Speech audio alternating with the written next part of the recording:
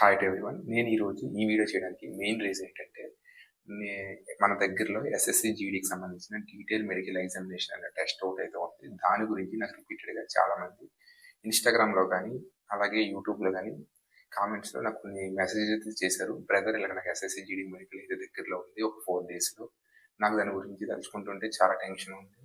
దాని దాని గురించి ఇన్ డీటెయిల్గా నా యొక్క ఎక్స్పీరియన్స్, నా పర్సనల్ లైఫ్ ఎక్స్పీరియన్స్ కూడా దీంట్లో షేర్ చేస్తాను. అది కూడా వితిన్ 2 to 3 మినిట్స్లో. సో ఈ వీడియోని చివరి వరకు చూడండి. అలాగే మీ ఫ్రెండ్ సర్కిల్లో ఎవరైనా S S C G D or other defence medical examination ఉంటే వాళ్ళకి ఈ వీడియో ఖచ్చితంగా షేర్ చేయండి. వాళ్ళకి చాలా యూస్ఫుల్ అవుతుంది.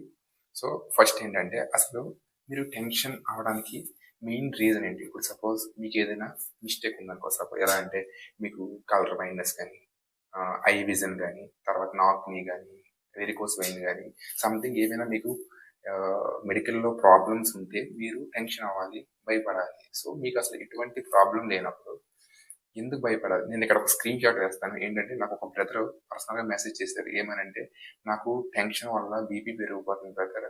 సో ఏం చేస్తే బీపీ తగ్గుతుంది అని. సో అసలు నేను అడిగా, అతను కూడా సేమ్ ఈ క్వశ్చన్స్ అడిగాను. నీకు ఏదైనా పర్సనల్గా ప్రాబ్లం ఉందా అంటే, నాక్ని కానీ, ఐ విజన్ కానీ, సంథింగ్ ఏదైనా ప్రాబ్లం ఉందా అన్నారు. లేదన్నారు. ప్రాబ్లం లేనప్పుడు టెన్షన్ ఎందుకు బ్రదర్? టెన్షన్ వల్ల బీపీ పెరగడం వల్ల మీరు డైరెక్ట్గా రిజెక్ట్ అయిపోతారని చెప్పను, కానీ ఖచ్చితంగా హై బీపీ ఉంటే మీకు రీమెడికల్ 100% మళ్ళీ రాస్తారు.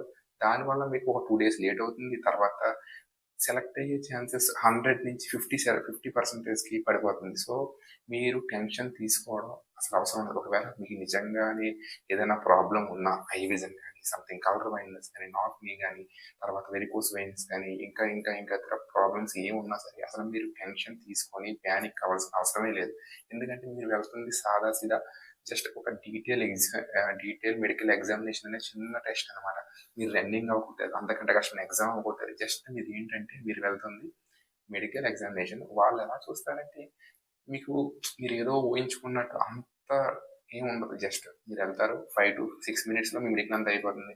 విజన్ ఐ చెక్ చేస్తారు, తర్వాత నాక్ని మీ కాళ్ళు చేతులు సరిగ్గా ఉన్నాయో చూస్తారు, తర్వాత కలర్ బ్లైండ్నెస్ చూస్తారు. మీకు ఏదైనా ప్రాబ్లం ఉంటే ప్రాబ్లం ఉంటే పోతారు, కానీ ప్రాబ్లం లేకపోతే మీరు ఎక్కడ డిస్క్వాలిఫై అవకాశం లేదు. ఈవెన్ ఒకవేళ మీకు ప్రాబ్లం ఉన్నా సరే మీరు టెన్షన్ అవ్వడానికి అసలు కారణమే లేదు. ఎందుకంటే మీరు టెన్షన్ అవ్వడం వల్ల ఇంకొక కొత్త కొత్త డిసీజ్ మీకు వచ్చే అవకాశం. మీరు టెన్షన్ అవుతున్నారు, మీ బ్లడ్ ప్రెషర్ ఇంక్రీజ్ అయ్యి మీ బీపీ అనేది పెరిగింది అనుకో, దానికి ఖచ్చితంగా మీకు రీమెడికల్ రాస్తారు. సో నేను చెప్పే విషయం ఏంటంటే, మీకు ప్రాబ్లం ఉన్నా లేకపోయినా మీరు ఎటువంటి టెన్షన్ కానీ, ప్యానిక్ కానీ అవ్వకుండా ఉంటే మీకు ఈజీగా మెడికల్ అనేది కంప్లీట్ అవుతుంది.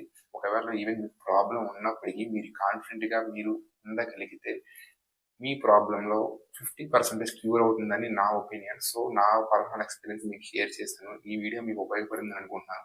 అలాగే ఒకవేళ ఈ వీడియో నచ్చినట్లయితే మన వీడియోకి లైక్ చేయండి. అలాగే మన ఛానల్ సబ్స్క్రైబ్ చేసుకోండి. మీకు ఏమైనా డౌట్స్ ఉంటే కింద కామెంట్ చేయండి. ఖచ్చితంగా నేను వితిన్ అవర్స్లో మీకు రిప్లై ఇస్తాను. ఇంకొక వీడియో కూడా చేస్తాను. అసలు medical step by step day మనం వెళ్ళిన మార్నింగ్ నుంచి ఈవినింగ్ వరకు మనకి ఏ ప్రాసెస్ ఉంటుంది అనేది ఖచ్చితంగా ఒక వీడియో చేస్తాను. అది కూడా రేపే అప్లోడ్ చేస్తాను. అంతవరకు నా అప్డేట్స్ నీ వరకు రావాలంటే మన ఛానల్ సబ్స్క్రైబ్ చేసుకో.